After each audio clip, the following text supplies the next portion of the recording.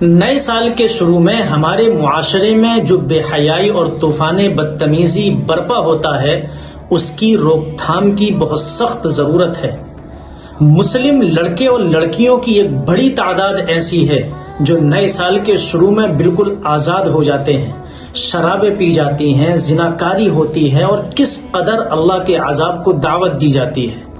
ہماری زندگی سے 1 سال اور کم ہو گیا، ہم اپنی موت کے اور زیادہ قریب ہو گئے۔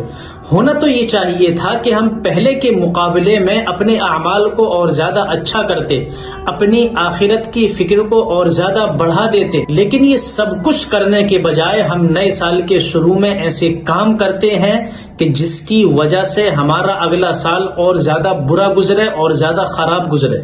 کتنے لوگ ایسے ہیں کہ جنہوں نے اس سے پہلے کبھی شراب نہیں پی ہوتی ہے، لیکن وہ نئے سال کے شروع میں اور نئے سال کی خوشی میں پہلی بار شراب پیتے ہیں۔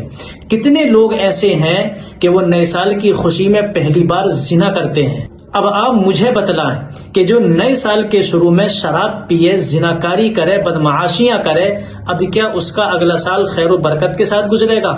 نہیں، ہرگز نہیں۔ اب اس کے لیے اگلے سال میں بربادی آئے گی، نحوست آئے گی، بے برکتی آئے گی، بے چینی آئے گی، پریشانیاں آئیں گی۔ جب نیا سال آئے تو اللہ کے غضب کو دعوت دینے والے کام ہرگز مت کرنا، بلکہ اللہ تعالیٰ سے دعا کرنا کہ اللہ تعالیٰ اس نئے سال کو ہمارے لیے خیر و برکت، امن و امان اور بھلائی والا بنا۔